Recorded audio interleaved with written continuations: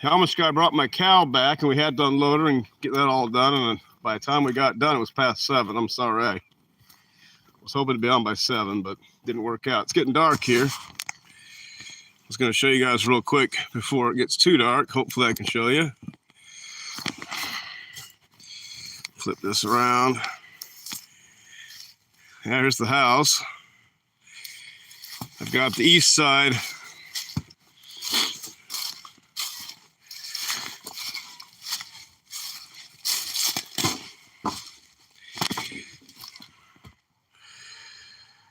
Got the east side done till there. Now I started putting the boards on the addition part. There we go. I've got this sided up.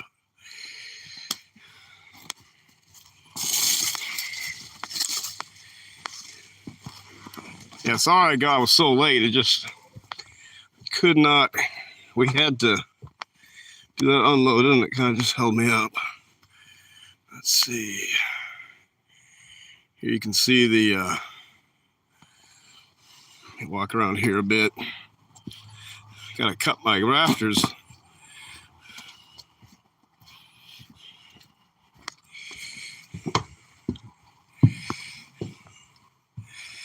So this is how it looks on the inside.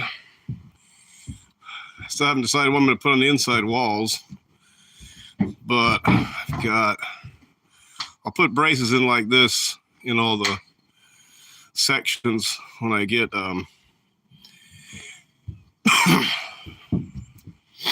get done with the sheeting it. So this is going to be from here over, from right there is going to be house. And this side's going to be porch. Yeah, our days are getting shorter.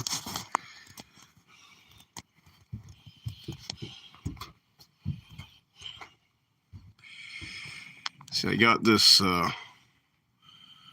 this section here.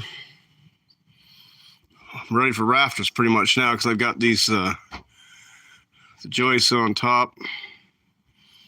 For some reason my camera seems blurry.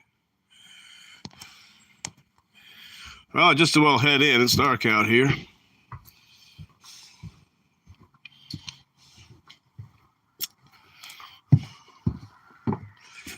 So how's everybody doing? We had our first killing frost. Before I go in, I'll show you guys what I bought. I bought a rip table at an auction. And this thing is heavy. I mean, I had a hard time unloading. I didn't realize how heavy it was. It's got a big piece of metal on there. It's already got the pulleys on it, so it's set up for, what is this? Sorry, guys. Yeah, so I got this rip table and joiner for $100. It's got pulleys on it on the back for belts. Let's see here. Oops, sorry. Yeah, there's the pulley. I can attach that to my horsepower. I got the joiner. It needs some rust. It's a little rusty. It needs some work. And I got this joiner for, I think it was $1. It's just so cheap I couldn't pass it up. I thought this was a corner gear, but it's actually some kind of pump. It was, not sure what they said. It was maybe an oil pump for cooking oil. I'm not sure what that'd be good for, but yeah, I was kind of happy to get this rip table for $100. The thing's a lot heavier than I thought it was. I was expecting like the same weight as like a, what do you call it? Like a Stanley or one of those kind of rip tables, and it was about 3 times the weight. So here's the rafters for my porch. See, we had some cold mornings here. We've had some cooler mornings. We had one night frost so far. That was, first frost was the 10th. There's siding boards for the house. These are all 12 inches. I got some oversized pine logs for that. I was going to show you what else I bought, but so my father-in-law gave us some money to equipment. What are you messing with the fence for? You ain't supposed to be doing that.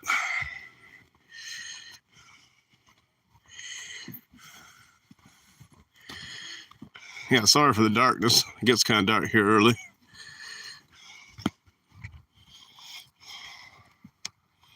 We haven't had any frost so far.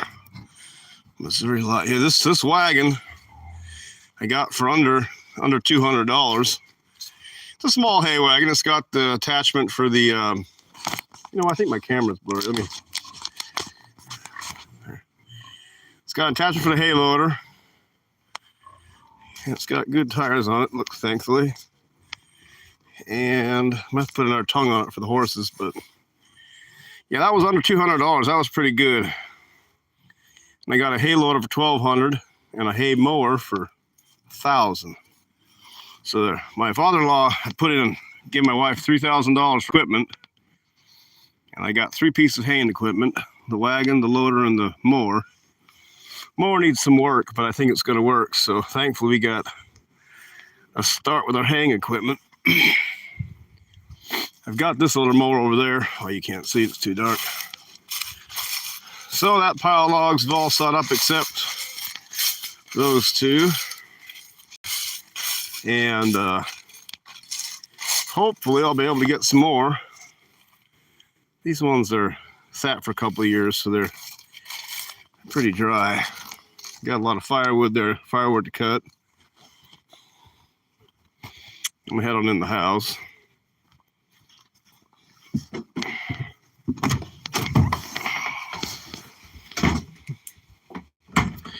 Well, the wife's washing dishes. Dave and Johnny are eating rice. Again, sleeping. Oh, she's awake. All right. Sit down a bit here. Wow. Got all my books messed up. Hello again, David. My connection dropped. Hey, Pete. Yeah, sorry I was late. I was unloading the cow. Got the cow back from Levi Miller, and I still got a milker tonight, but we'll have fresh milk again. We were using canned milk that Dixon canned. She canned, back when we were getting lots and lots of milk every day, she was canning milk, and we were actually, I think it's pretty good.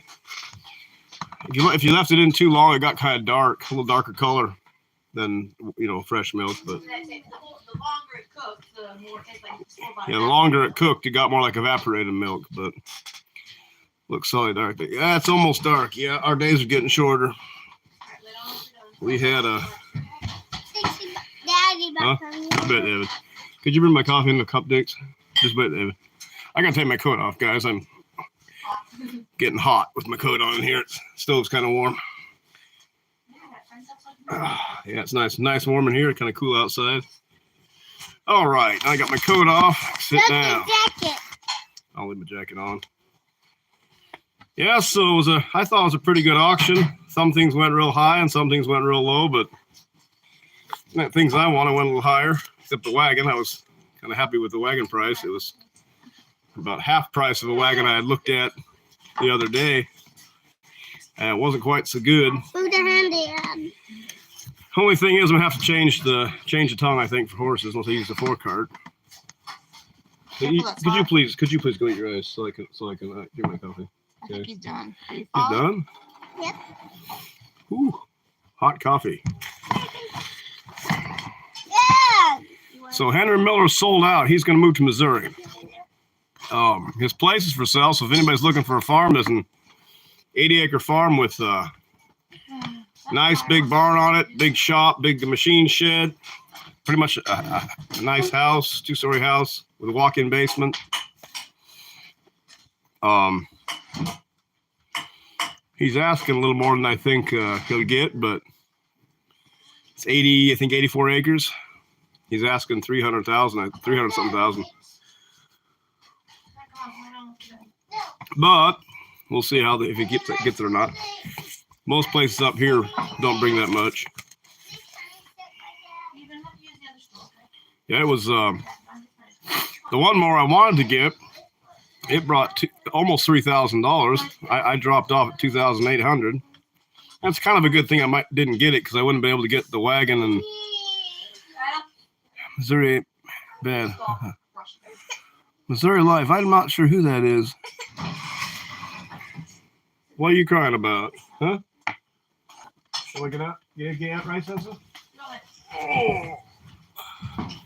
Say hi to the live stream. Huh? She just woke up and she don't. No frost in my place here yet either.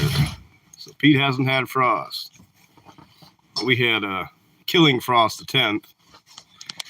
That's the first frost we had. We haven't had any since. So 4 days ago, all our plants died. And now the leaves are really turning now. The leaves started turning fast. Yeah, so I'm hoping I've got to get the mower I got needs a wheel replaced. Something short subscribe. Well, thanks, Missouri Life. I appreciate it. Everybody who subscribes helps out. Yeah, we had mower. Looks like it's in pretty good shape except the wheels. One wheel needs changed, another wheel needs fixed. Otherwise, it seems like it's pretty decent shape. And the hay loader's good. Hay loader was $1,200.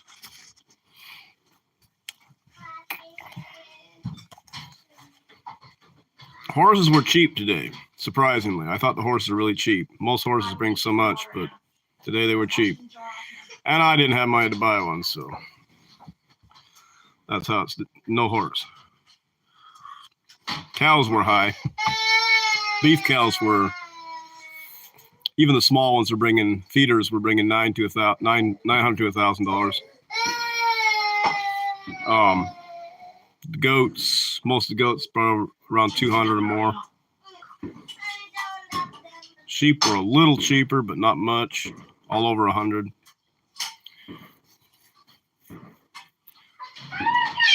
Someone's shooting firecrackers. We have a neighbor. Didn't find a stone bed. No, I didn't. There was one small stove there that it only brought like $40, but How much? I think $40. That little one Yeah. pointed out? It didn't have any it didn't have a lid. The lid was missing. And without a lid, I don't know. I'd probably maybe make one, but it'd be tricky because it is a little round hole. It needed a lid, and I think it was also nothing I've ever seen before. It was an interesting model. I think the highest piece of stuff that sold in the auction today was this maple syrup cooker. I heard last I heard it was like $15,000. I didn't hear the full end price of it, but it was up at 15 when I walked away. It was a whole system. I mean, it had the pans and processing tank, and it had a machine to take the water out of the syrup before they cooked it. Half of the water. What's that? Doesn't it take like half of the water content out? It removes a lot of the water content from the sap, and I'm not really sure how it works, but it takes the water out and leaves the sap, so you don't have to cook it as long.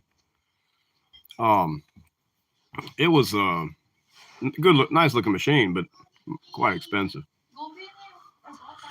I guess if you were making a lot of maple syrup, it'd be a nice thing to have, because it would cut your cooking time down.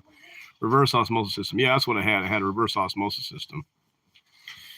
I've never used one like that before, but it seemed like it was pretty decent. Hey, can you bring me a glass of water, miss? My coffee's too his for doing it. So, how's everything going in your guys' areas?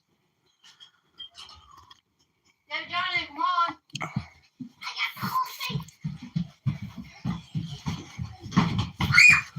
the van. All right, go ahead. Johnny. Toilet paper.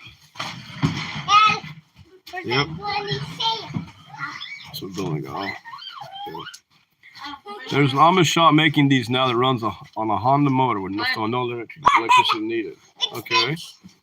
Yeah, Henry's was the first I ever seen. Johnny. I've got to cool my coffee down. Dad,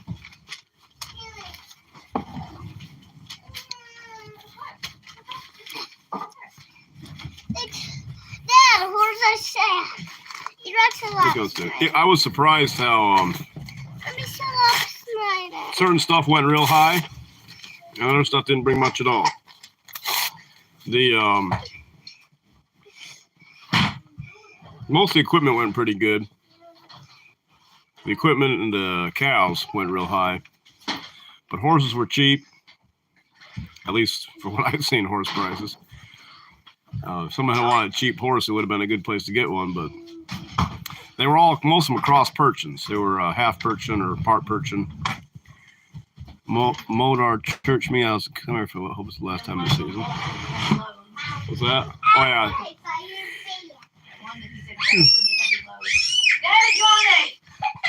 You guys, you be quiet. We're on live stream. Put the suitcase away and go to bed.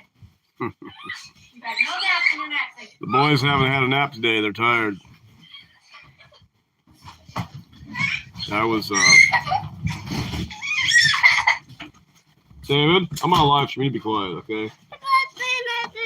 Oh, okay. You want to come up there and look? Oh, Johnny says hi. Say hi.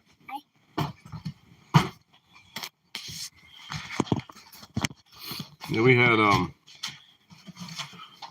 yeah, Pete, our grass this year, we had the animals out eating it, so I never had to even do nothing with it. It stayed low all summer. We didn't have as much grass this year as usual. I'm not sure, was it because of all the smoke we had, or was it the cool weather? We had a cooler summer, and I don't know, is the did that affect the grass? We had slower grass growth than usual.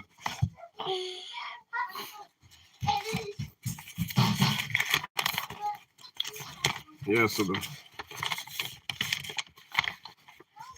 see, 7-6 Halo 9 McGeary. Gold.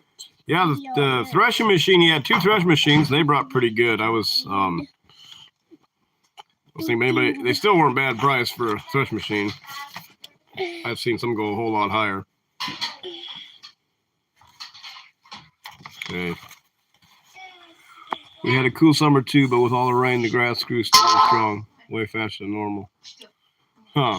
Yeah, ours grew, but it didn't grow as fast as I thought. Maybe just the animals ate it so fast it didn't seem like it grew. That's a possibility. Our pasture never got really high. The thing is, I'd put the animals out on it. I was buying hay. I had to start buying hay. Bought hay up until about mid-June. And it was, so I put the animals out on pasture maybe a little earlier than I should have. And I don't have a cross fence, so they kept the grass down really good this year. But we had the trefoil took over. Had a lot of trefoil. And Eli's pony was picking when needed. What's that? And Eli's pony was picking when needed. Yeah, some horses don't like trefoil. No, it was nice to have the animals around the house this year. We keep our lane gates closed. Hot and dry. I think Mary is still in drought status. Really? We didn't have much drought this year. It was pretty much off and on rain, enough to keep things green. Never really dried out here. Now there were areas to the north of here that got real dry. Go give Lawson, please, okay? So what part of Missouri are you? My parents live in northwest Missouri. You know, go with Lawson, please. Here. My parents live in Hatfield, Missouri. It's northwest corner. Boy. And Mom lives in the southwest. My glasses are all smudged up. Yeah, my wife's parents live in the Ozarks. Southwest. Southwest. That's the Ozarks. I would consider it Ozarks anyhow. No, those are some more to the east of Springfield. My wife's telling me it's not part of the Ozarks, but I don't know. They're in Joplin, Southwest. 15-minute drive from their house. You can be in Oklahoma or Kansas. Take your pick. Close to Jefferson County. Okay. Yeah, Jefferson County. I grew up a lot of my younger life in Missouri. I grew up in Grant County. Grant County next close to Worth. And then we lived also down in Dent County in Salem. Johnny, you need to stop squirming, please, so I can talk. What's that? Aren't you in Worth? Yeah, we were in Worth. We were in Worth County, Missouri. Well, Grant City area. Yeah, Missouri land prices have gotten so high. It's like I couldn't afford land in Missouri when we were looking for land. It was just the average acre was way more than I could pay for it for as much land as I wanted. Well, here you can get land around. Hey, Rui. Land here's about Johnny. You need a nap. You know that? He is so tired. You start crying like that for no reason. You need to calm down and be quiet. Okay? Like so. You're all right. I'm in Nevada. She have relatives near Nevada, close to Joplin. Yeah. He broke his heart. Yep, that's where my parents are, Joplin.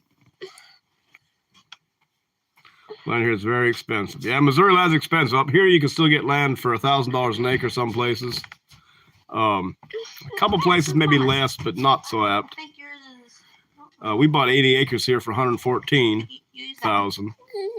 Which if we had tried to buy that in Missouri, there was no land cheap enough for us to buy a farm. It was a real small place. John, you need to stop pushing on the thing, okay? He's having a mental breakdown because I wouldn't let him have mine. Take him off. He needs to go to bed, okay? Spent some time in the plant a few years ago. Didn't realize camping near the railroad tracks. Basically, Now you hurt his feeling again. Johnny, you need to go to sleep. You are tired, okay? If you're going to cry that easy, you need to really go to sleep. You need to go now. No, the boy needs to he needs to go to sleep. He's had a long day. Hey, be quiet. I think Anna fell asleep and David was. Hey. Hey. Here comes David. Right. David's still awake. Anna. Okay. You're Richmond City folks. Well, I hope I can be. I was raised in the suburbs as a boy, and my parents moved to a 5-acre farm when I was 13. And so we started growing a garden, and my dad started doing herbs later. And my dad had a hard time making any money on the farm. That's part of farming. You don't make a lot of money, but I learned a lot that way. My wife grew up on a 5-acre farm or 10-acre farm? Just under 5 acres. And my wife's parents' places. Missouri land's very expensive here in Vermont too. Right now there's 9 parcels of land for sale on Sugar Island. It's mostly woods. It's around $1,000 an acre, maybe a little less. Yeah, so there's still places up here for $1,000 an acre, but you're gonna have a long winter. Johnny, we're on live stream, you know. He needs to sleep. He's tired out. Yeah, there's the parcels over on Sugar. They're all wooded pieces. But Johnny, you need to be quiet, please. Johnny? Oh well. Hopefully he'll stop crying, guys. Could you please move your head so I can see the film, please? Say, you want to say hi to him? Here. Say hi. Hi. What?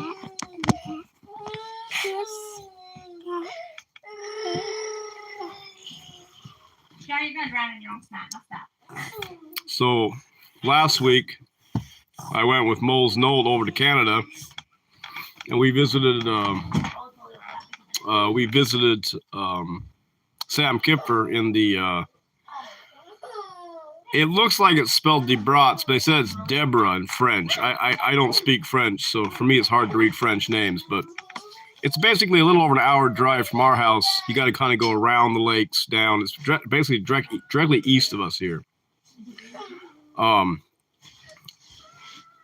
over there is basically the same as here. Looks the same.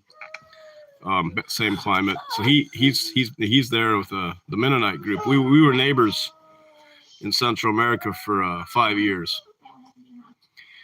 But it was nice to see him again. It's been a little longer visit, but yeah,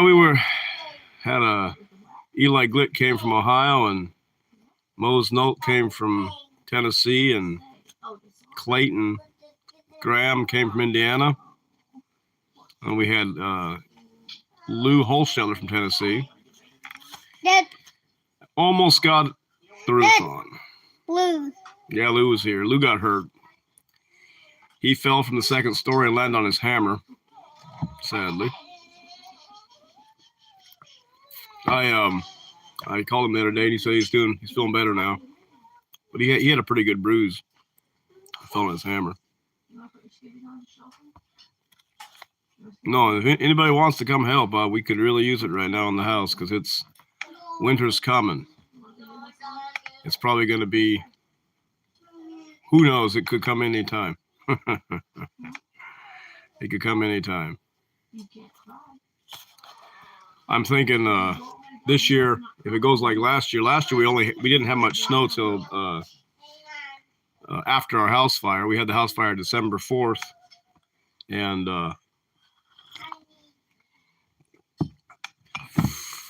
yeah, they can hurt if they hit you in the wrong spot. I smashed my thumb the other day. Actually, I hit it twice, but only one time that I think I made it bleed a bit. That's what happens when you miss the nail, hit the wrong nail. Yeah, it was. I've been doing a lot of nailing lately. I probably nailed in 2 cases of nails already in the last week.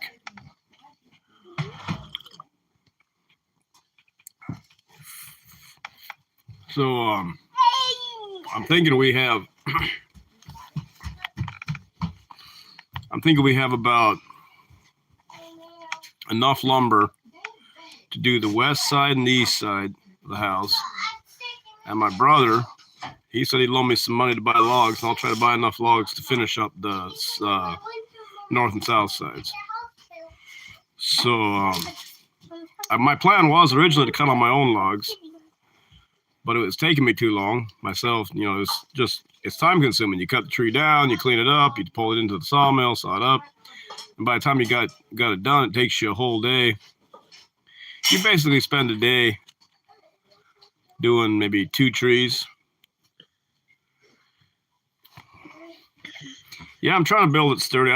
I'm still not done yet. It's going to be a while before I get it all finished out like it's supposed to be. The logs we're paying, it varies. Some of my logs I paid $135 a cord, which is sold by 4x4 by 8. I prefer to buy it by the Doyle log scale on the foot, but and then the last load, they told me they'll sell them for $130, oversized red pines.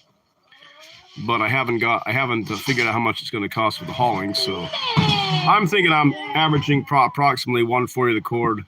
That's what I'm paying for logs. Hey, Johnny, you need to stop, or you need to come over, sit down on the thing, or you need to stop crying, please. Okay? You need to stop the noise. It's a lot cheaper to buy logs than to buy lumber. Lumber costs right now 65 cents for a rough cut and a foot, and that'd be, let me try to think about it a little bit here. 100 feet would be $6 and $6.50 for 100 feet, and 1,000 feet would be $6.50. So you get in a cord, if you buy a cord for $140, You get a 500 feet from one cord. So it's cheaper to buy it and saw it up than to buy it sawed. By quite a bit. I couldn't afford to buy it all. And if you cut your own trees, it's even cheaper. But being as I'm just one man, it's kind of hard for me to cut enough trees down fast enough to get the house built before the snow flies. I mean, I had my plan was to use all my own trees, but it would take me a whole nother year, and I need to get that thing under roof because we need to get the house closed in before it gets cold. I got lots of potatoes in there. We're gonna got more potatoes to dig. Got our last log a little bit 140 a quarter. Yeah, 140. I think by the time. Me and Johnny get this off. All right. By the time we get the shipping paid, it's probably about 140 on this next one. But insulation, I don't know yet. I really haven't decided what I'm going to do in insulation. I don't know if I'm going to try to go some natural way or I'm going to try to. It all depends on how much money I have. Right now, at this point, we have no money, so I won't be buying no insulation right now. It's just too expensive. I'll probably wait. I may put walls inside and insulate that way, or I may use foam, or I may just do wattle and daub. I've been considering wattle and daub as an option. That would be about 4 to 6 inches of mud inside, and then just make that wattle and daub wall inside the wood walls, and that should insulate enough to keep it pretty warm. We'll see. I mean, it all depends on if I make enough money to buy anything. At this point, a lot of what I'm doing is because it's based on how much money I have, and being as I'm working so much on the house, I don't get to work out. So I was thinking about it. If I worked out a job and I made a lot of money on a job, I still would have a hard time doing the house because with the cost of the materials and then the cost of labor, you would end up with $20,000, $30,000, $40,000 in the house. And at this point, I'm only at about, I'm going to say around 3,000. So, give or take. I mean, it's probably a little more than 3,000. And that's including the roof I already bought. On the inside walls, I'm considering using wattle and daub, which is mud, manure, and sand mixed together and plastered on sticks.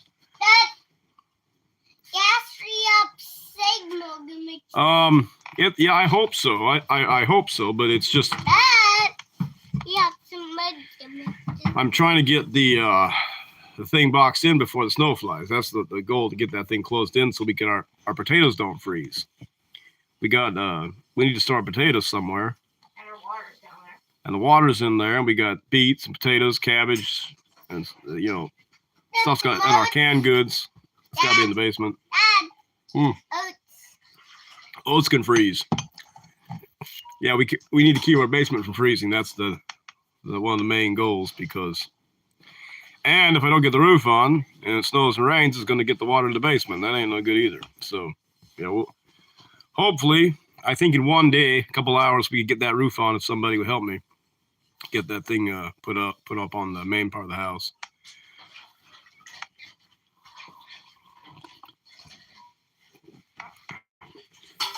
It's sort of exciting to see the house going up, and I'm trying to keep track of the costs. And, well, I guess if I figure all the costs, I haven't paid the Joe Miller yet for the 2x8s and 2x6s I got. So, that's going to be around $1,000 probably. And he's going to get 2 pigs for $500. So basically, it should be the house totally finished, boxed in, should be under 5,000, which is not bad. I mean, that's a 3-story house with the roof on it with 1-inch siding all around it. It should be under 5,000. Yep. I mean, it's not a lot of people that can build a house boxed in like that for under 5,000, so I shouldn't complain too much. That barn I built this spring, the 2-story barn I built, that was under $2,000 total for the total cost for the building. That was including the roof. Was the most expensive thing on all the buildings was the metal roof. This house, I'm thinking, I gotta look at my book. I may be wrong. Maybe the roof was more than I thought it was. You guys, I was saying 5,000. It's probably more than that because let me take a real quick look at my figures here. Okay. I was writing stuff down. I might have forgotten how high the roof was. Okay, roofing. Let's see, roofing was $2,738. That was for the whole roof for the whole house. Let's see. Yeah, and I got paid $2,500 from my California work and for Baker Creek, so that covered the roof. Yeah, it's $2,700 for the roofing. So the biggest expense so far has been roofing. And it looks like in nails I've got 1, 2, 3, 4, 5. I might get $600 nails right now already. This is the bud house. I don't, Missouri Life. I don't have a farmer's almanac. Yeah, so at this point, I got about $600 nails in it. $600 nails, about What do you want? What? 2,000 roofing, and then blocks were about 300, 400. So with cement blocks was about $400 with cement. About 400. And I owed Joe for 60. I still owe Joe about close to $2,000. So yeah, it'll be reasonable, we'll say. Why is he crying again? Johnny, you need to be quiet, please. Miss, he needs to be quiet. Why don't you talk for a bit? I'm gonna talk. I'll go take care of it. Here, you can talk and laugh your bell. I'll be back. I gotta take care of the boy. My wife will take my place. Go, David. Move. Dad didn't ask you to talk. Hi, they can barely see you. You're down there. Wave. They can see you. Missouri Life said that doesn't seem too unreasonable.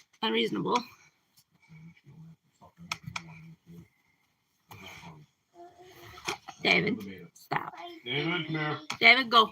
That side. Put that. And Come here. well, I'm halfway through my pregnancy, 20 weeks. I'm starting to feel the baby move, so that's exciting. And hopefully another reason we can get over to the house beforehand because it's getting pretty crowded over here. Anna's actually still sleeping in the baby bed that survived the fire. A little rough for wear, but still usable. Anna, are you stuck? Your deck? Come here. Come here. Come here. I got your deck right here. Come here. Oh.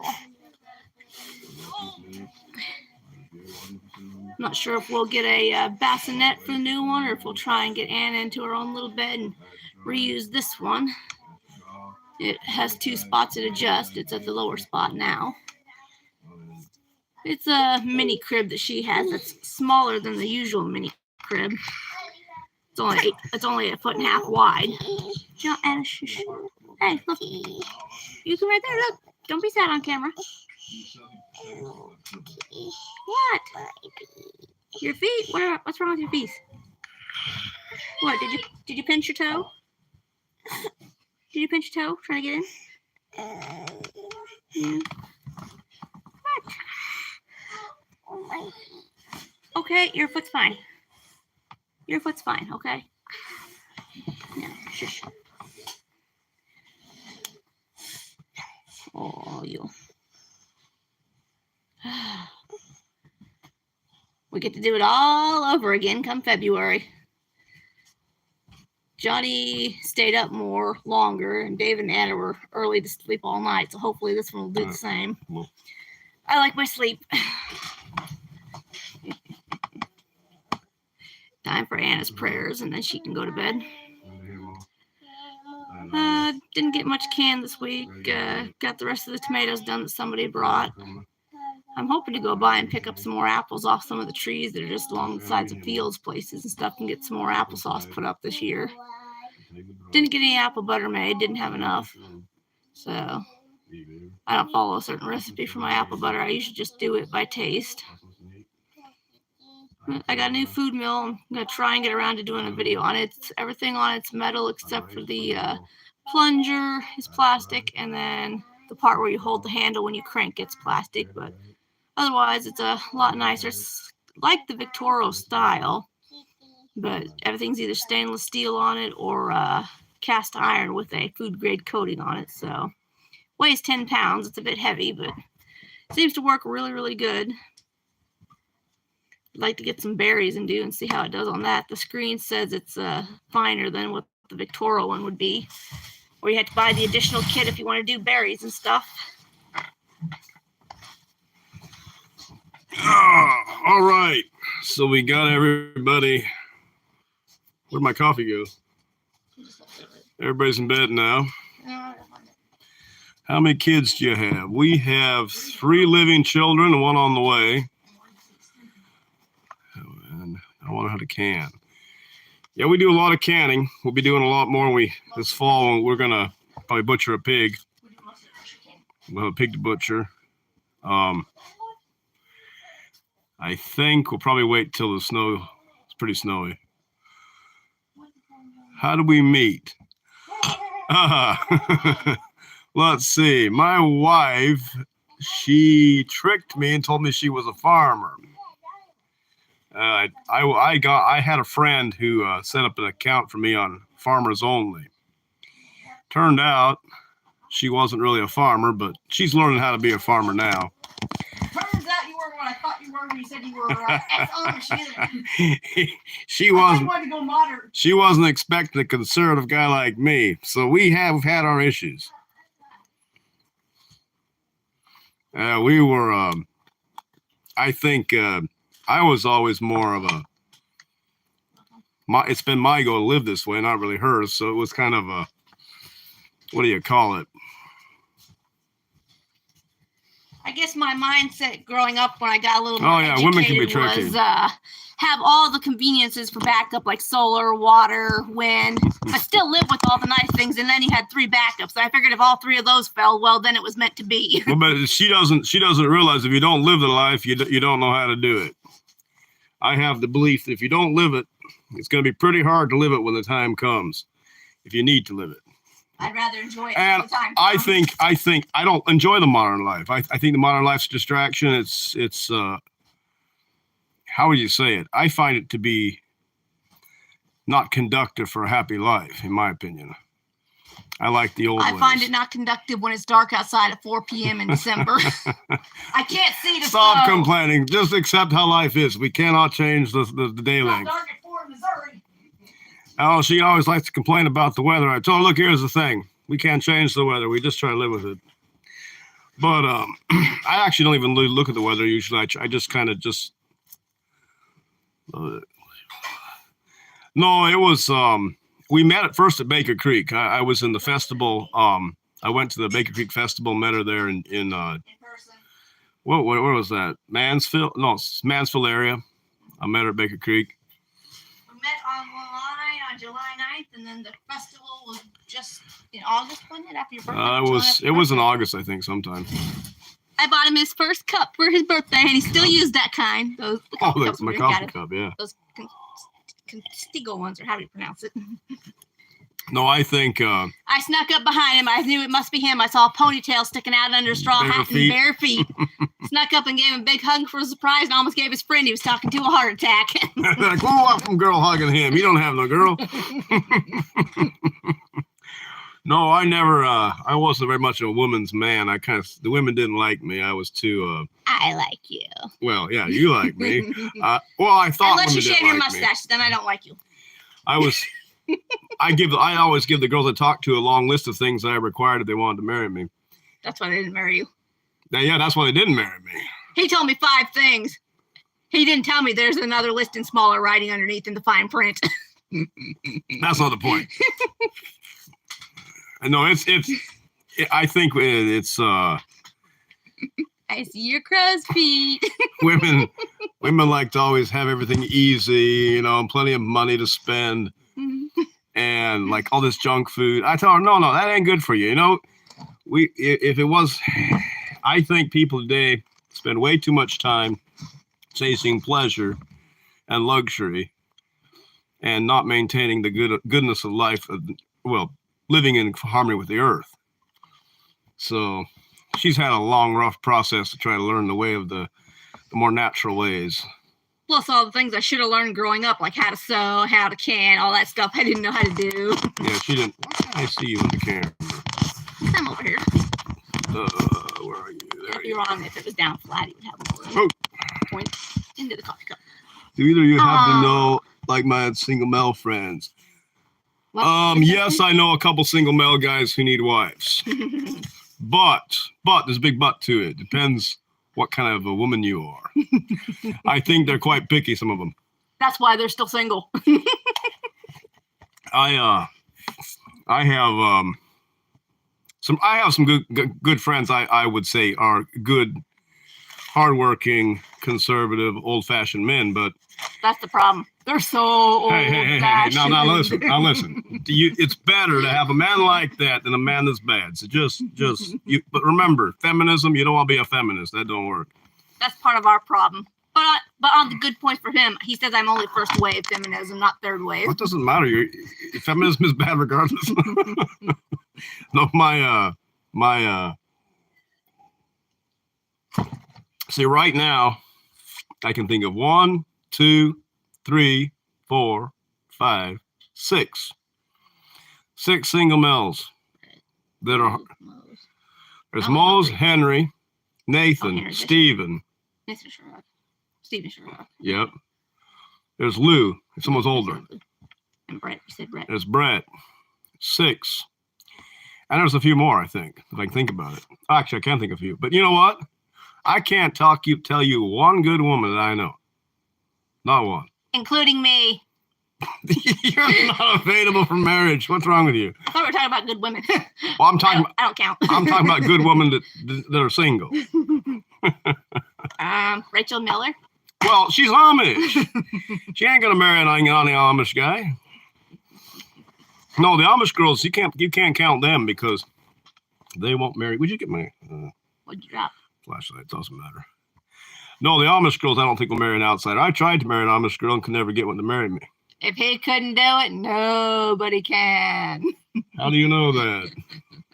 Some people may be a little more Sneaky. Persuaded than I was. I didn't persuade very hard. Devious. Full of Sam Kipper. Oh, well, I always would say that whoever marries me, they need to obey what I say, basically. I'm not going to sit and argue with my wife like my mom and dad did.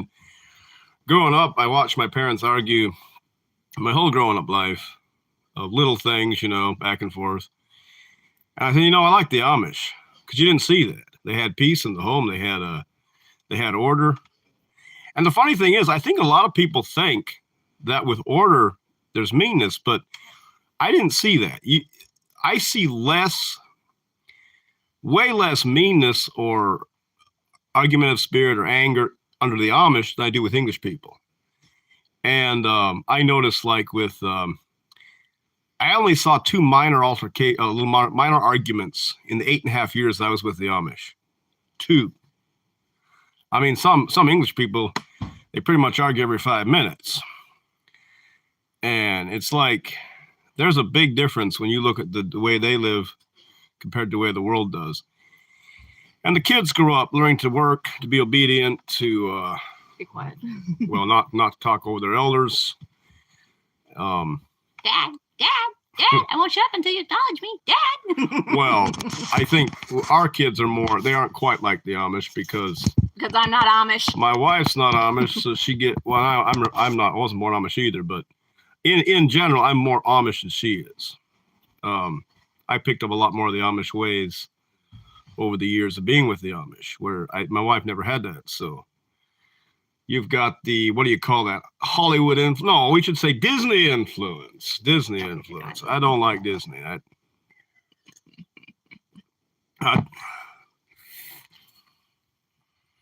Conservative household. Yeah, it's growing up makes a big difference on somebody. You know, you can change. You can change when you're older, but it's not easy. And I think what people don't realize is to have a good home, there has to be some kind of order. Without order is chaos. My sister says they were kind of tired of each other by the time I came along. We were almost 10 years apart, so they got all the fighting out. And then by the time I came along, they just kind of coexisted. And Mom just complained all the time, and Dad just kind of ignored her. And just for example, take your parents. Your mom complains about your dad all the time. She's always whining, saying, "Oh, he's this, he's that, he's not good enough. He did this wrong." And I'm like, I think her dad just goes out to auctions and buys stuff just to get away to do stuff. Like that guy I met there at the auction. His name was David Ginsburg. He told me, he's 72 years old. He said, "You know what? My whole life I took care of my family." And he said that he's decided now he's going to go to auctions and buy stuff for himself. So he bought 2 cows, and he said his wife was real mad at him, and he said he bought them anyhow because he's 72 and he doesn't have long to live. And he said he wants to at least have some cows before he dies. He said he's going home to a mad wife. That's the story of most Englishmen. Mm-hmm.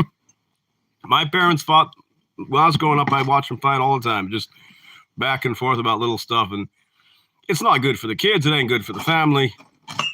I think the old-fashioned life, there's an order where you help each other, but you also have your things to do, and then it keeps, how do you say it?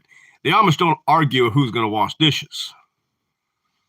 The women just wash the dishes usually, unless they can't, then maybe the man will help them, but at 72, I should do just what, 72, he should just do what he wants. Yeah, 72. That's what he said. He said he was going to buy the cow anyhow. Well, my dad's going to be 77. Your dad's going to be 77, okay. Now, my grandpa had a household in the Bible teaches wife true his Lord. Yes, that's the thing. I think a lot of English people don't keep the headship of the home. The women want to, how do you say it? They always say it's a 50-50 thing in the churches, but a lot of times it ends up not being that way because if the man doesn't agree with the wife, she'll argue till she gets her way. At least my mom was that way. My mom would argue until she got what she wanted. I think it's sad to watch the way the world's going. I mean, you go back to 1920s and how the world was 100 years ago. We've had a big change in society. And a lot of that's, I think, come about because of modernism. The modern age has made it possible that people can live without each other. They don't need community. They don't need family. They don't need each other. They can just use machines and equipment and say, we don't need help from anybody else. We do it ourselves. And people get lonely, I think, too. It's a loneliness, a lack of fulfillment in life for work. They don't work hard enough. Laziness, or being lazy doesn't help people feel happy. He gets lonely, and I get where I need a lot of help. No, what I was looking at, like, you look at, like, we could really use more people here on the farm, with just all kinds of things. It's good to have at least 2 families, 3 families together helping each other. Big change. Yes, true. I think the agrarian societies, when people were on the farms, more people needed to work or had to work to survive. And now they're still working to survive, but they're stuck in a loop. They're working a job. They have to pay their bills. They're dependent upon the stores. And yeah, they're fat too. I agree with that, Ferry. A lot of Americans are extremely overweight to what they used to be 100 years ago. I was sitting in California watching people go by while selling seeds and thinking, my, there's a lot of overweight Americans. It's kind of sad. Then now we've got a society that's totally dependent upon the store. And if you look at what the processed food, it's not healthy. Excuse me. I was thinking if once we, the way I'm hoping to set up eventually is to have a community of people who want to live the old-fashioned way and help each other, because I think in the future, we're going to need community. Because without community, it's going to be, the way things are going, the world ends up going what look like it's going to do. Can't buy and sell, it's going to be real. It's going to be tough to survive without having some kind of community. With people, right now, a lot of people depend on the government. And if the government isn't able to support them, then they're going to end up, what do you call it? Where'd my glasses go? Oh, it's them right here. Still haven't got them clean yet. Could you wipe them things off? I can't. They're all smudged up. Tell them your thoughts about people detoxing when they're forced to. Oh, yeah. No buy, no sell. Yeah, it's going to come, I think, Pete. Looks like they're still moving towards this digital currency. I don't like it one bit. When they go digital, it's not going to be good for any of us, really. And I think, according to the Bible, Babylon has to fall before the beast system. The beast system collapses before the Antichrist comes in. So, yeah, we could be very close to a time of collapse where the world's going to make a big switch. I think regardless of whether America collapses or not, I think the old-fashioned lifestyle is better regardless. You'll have to live different. You have to detox. But it's better for you. Oh yeah, my wife was reminding me to say that a lot of people all eat all this junk food. And I noticed when we had the guys here helping on the house, we don't eat almost any junk food at all. But these guys that do carpentry work, they go out in the gas station, they buy this and buy that, they buy snacks and chips. And I noticed the guys, after a day or two of not having their snacks. It was just the second day that night. Yeah, the second day, they had to go to town to buy their snacks. They really had to have hot dogs and chips for they supper. They needed that snack food they're used to. And I was thinking, boy, if society collapses, people are going to be having serious. And then all the rest of us healthy folks, we had gas and the kids had diarrhea for the next 3 days.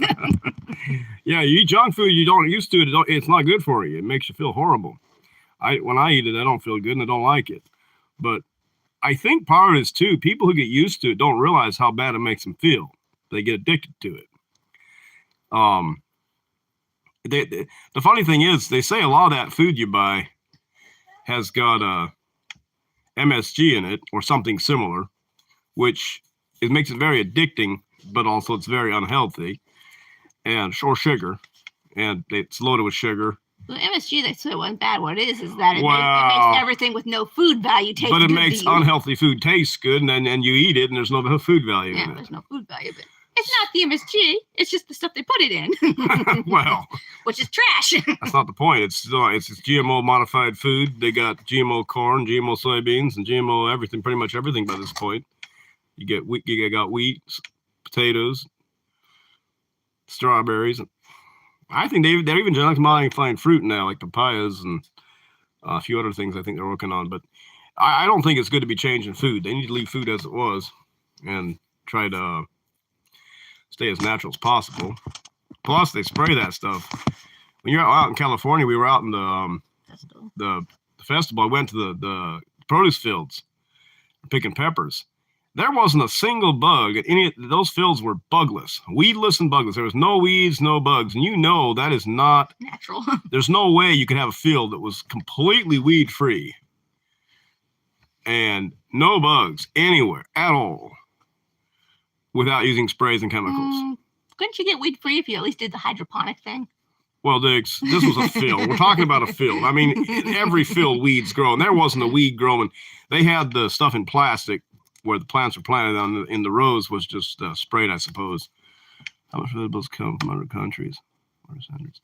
And most countries that I know of that are shipping food to the U.S., they actually use, I'd say, worse chemicals than they do here in America. But again, you can't trust the USDA or the FDA to say something's good when they may say it's okay and it's really not. I know in Belize, the chemicals they used for bugs were deadly. They were marked red label.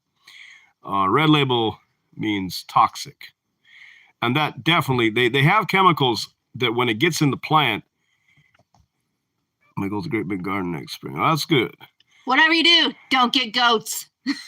No, just make good fences. The red label sprays, what they do, they're systemic sprays that when it gets on the plant, it kills the bug when the bug eats the plant. Now, there are certain sprays that you spray that hit the bug, and if they hit the bug, they kill the bug. Those aren't as bad because they don't have a residual effect in the plant. But then the ones they spray that go into the plant, and when the bug eats the plant dies, or the bug dies, sorry. Those are the worst ones because they're so toxic. And they use those sprays on almost all the food crops. No, we have goats. She don't like goats, but that's not the point. You need the goats to eat your brush. Just make good fences. Really good fences. Or tie them up. We used to tie our goats, but now we just got too many. The goats, they can be a little irritating about gardens. They like to eat your garden, but basically any animal you got will do it. Even chickens. I mean, chickens can be horrible destructive to a garden. They'll go in, pick your tomatoes, and put holes in your tomatoes, and dig up your seeds a lot of times. If you have a few chickens, 1 or 2 or 3 in the garden, it's all right, I think. But you get a good batch of chickens in there, they can really ruin your garden. Come visit Missouri Life. We'll send you back a buckling Nigerian dwarf goat. My. I think they're just scratched. I tell you, the glare is horrible. Our ducks are pretty garden friendly compared to chickens. I always thought ducks were bad because they always ate our lettuce when I was a boy. I had ducks for a while, and they would just destroy the lettuce. And I don't know, maybe it was just ducks we had, but the chickens destroyed the broccoli. Yeah, chickens love broccoli.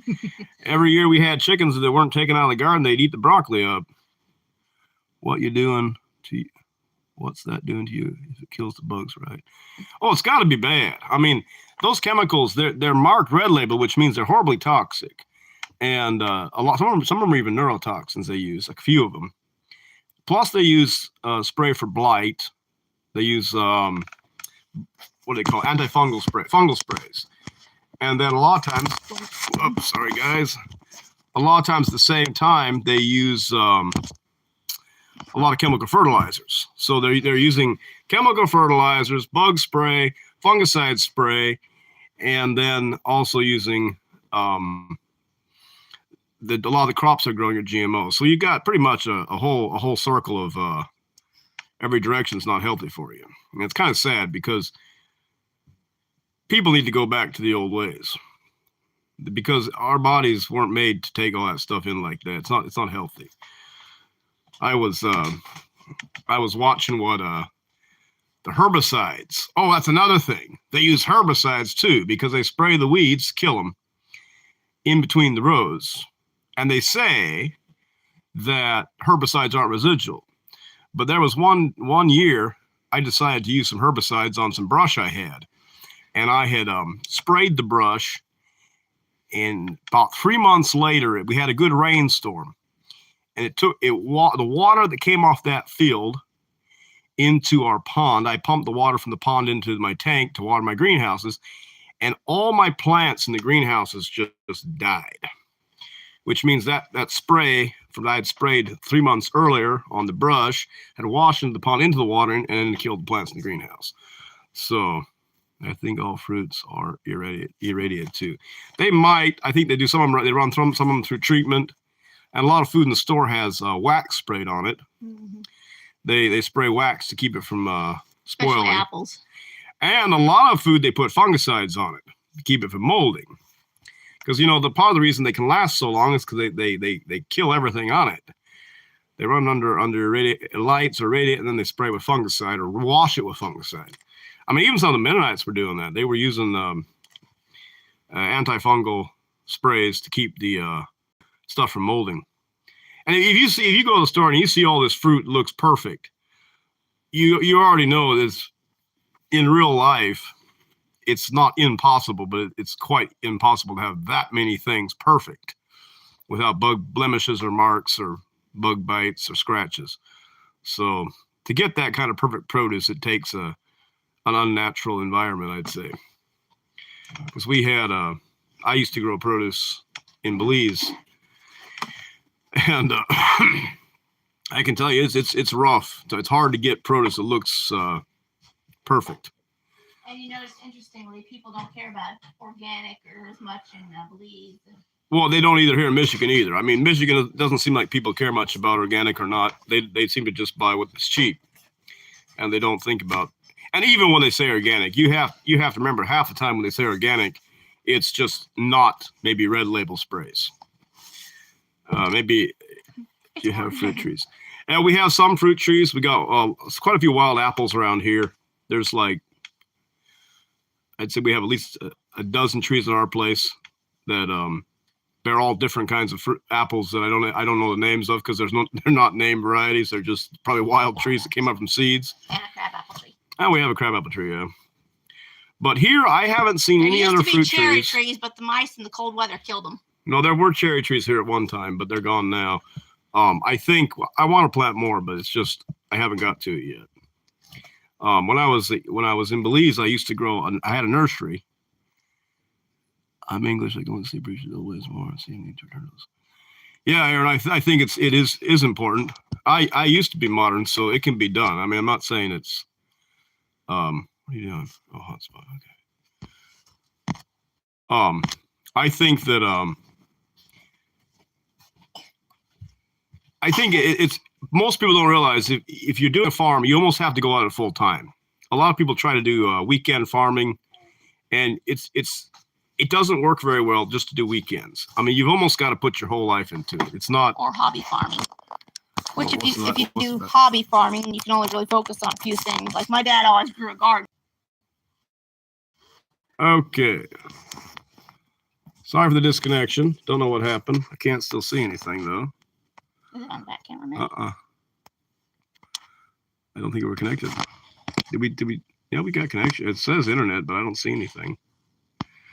Well, I can't see nobody. Can anybody see me? Comment in the comments, and I'll let you tell me if you can see me. I can't see anything on our side, but don't know what happened.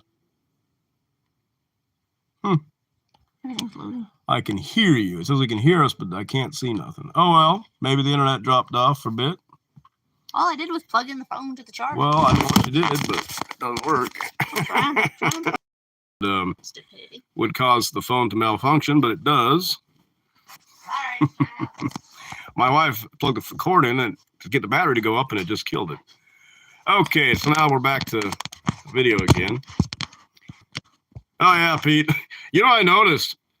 See, I watch my algorithm when how many people are watching my videos or stuff, and there'll be times when I'm getting 3 to 1,000 views every hour, and it'll be going real good, and I'll go and watch something that I know is not liked by the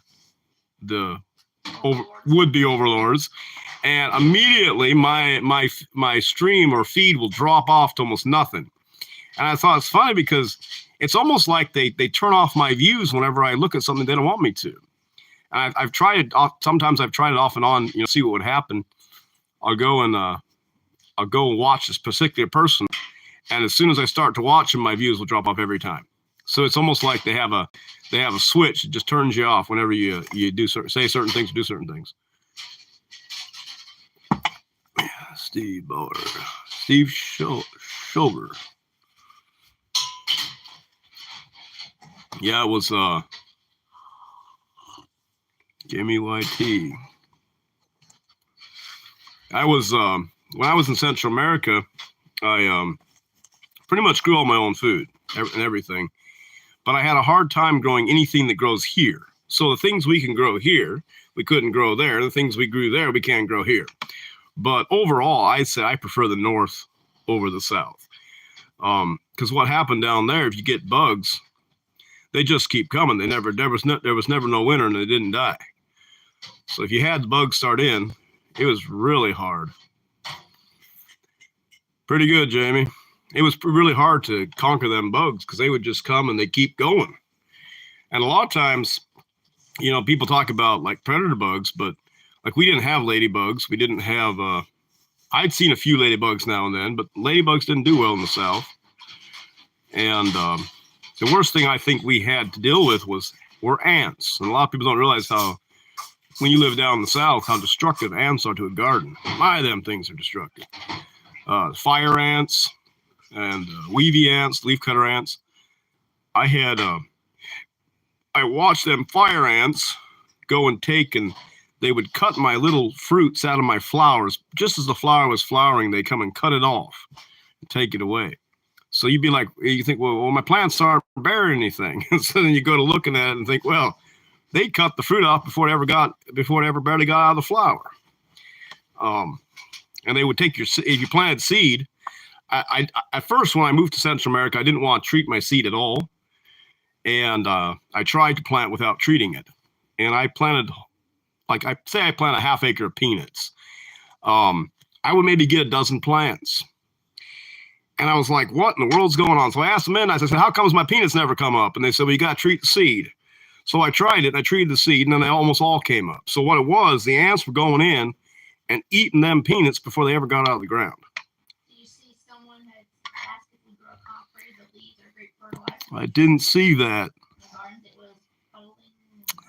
Oh, Diego comfrey, yes. We have a lot of comfrey. I need to actually plant more of it. We have where I've got it now, it's kind of taken over. It's getting too big. I need to split it up. It's my seed garden, and it's starting to take over. That stuff, that's my seed garden, miss. My garlic patch, I had my garlic patch in that section, and the comfrey's starting to get so big, it's starting to take more and more space from the garlic. I did plant a new patch of garlic this year, so we're going to have a separate patch starting. I think it was, I planted 3 new varieties this fall. We had 2 varieties, now we're going to have 5 varieties, so we'll see how that goes. And for some reason, this last year we did not do good on onions because every time I planted an onion, the kids either picked it out or the goats got it. My little Anna, she went out one day of the garden. I'd planted a bunch of red onions, and she went out and picked, I'd say 30, 40 onions. And she come up and said, Dad, look what I got. She had a whole handful of little baby onions, you know, and they were all broken up and broke off. And a little while later, she came with more of them. So yeah, kids can pick things sometimes. But it's good they learn. They gotta learn what stuff is. And then for some reason, goats like onions. You wouldn't think that, but they do. Goats love onions. They love tomatoes. They don't eat potatoes.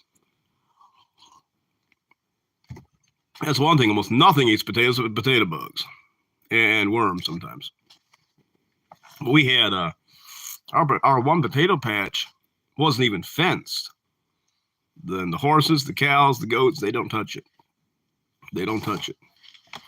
So I suppose potatoes are poisonous to them, and they know that. But tomatoes, on the other hand, they like tomatoes. We had and goats like comfrey too. They get at your comfrey, they'll strip it. So that was potatoes this year. Yeah, deer. I think deer will bite at them, but they don't. We never had deer problems here, thankfully. I'm actually glad we don't, because that'd be just another problem to worry about. There are deer around, but we got the dog here, and I think that's a lot of it. The dog, they don't like the dog, and the way our place is set up, we have we're living on a hill, and the deer run back in the woods. But to come up here, they'd have to come up the hill, and we got the dog positioned so where they probably smell that dog before they ever get close. And I don't think they like that dog, so they turn the other way. Hey, miss, can you give me some more water? Let's see, we're at 1:15.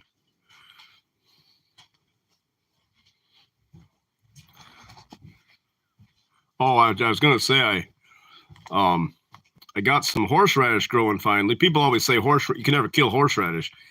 But for me, it's been hard. It seems like every time I plant horseradish, something eats it. Or gets trampled on. Or it gets smashed by somebody or some animal. But this year, I finally got a patch of horseradish going. Hopefully, it will be hard to kill like they always say it is. But normally, so far, every year, for the last 5 years, I've been planting horseradish every year. And this is the first year I finally got a patch that made it the whole year. Well, see, the thing is, I think part of my problem is I let my animals out around the house and buildings. And so anything that's not inside a fence. And far enough they can't reach through. Yeah, or if they can reach through the fence, they'll get it too. So you got to keep that in mind. One of these days, if I make enough money, I'll build me I don't know, maybe I use chicken wire or chain link or something that the animals can't reach through, because that woven wire, goats can step through, small goats can go through a 6x6 woven wire and step right through it. Goats are hard to keep in. They're hard to keep in than pigs. I used to keep pigs in an 8-strand barbed wire fence, and they never got out. But you put a goat in that 8-strand barbed wire, but they walk right through it like it wasn't even there. So goats can be, I think goats are one of the hardest to keep in of any animal. Plus, they like to climb, and if anything they can climb up on or jump on, they'll get over it. They'll jump in, or they crawl under the fence. I'm going to have to next year probably put a board underneath on the bottom of the fence and then staple the wire to it. Because what's happening now, they lay down on the ground, they slide underneath the woven wire. Tricky. They're persistent too. Once they figure out they can get through something, they keep trying. Well, I should probably let you guys go. Hope you guys have a nice night, and glad to see you all here. You guys all take care. Good night.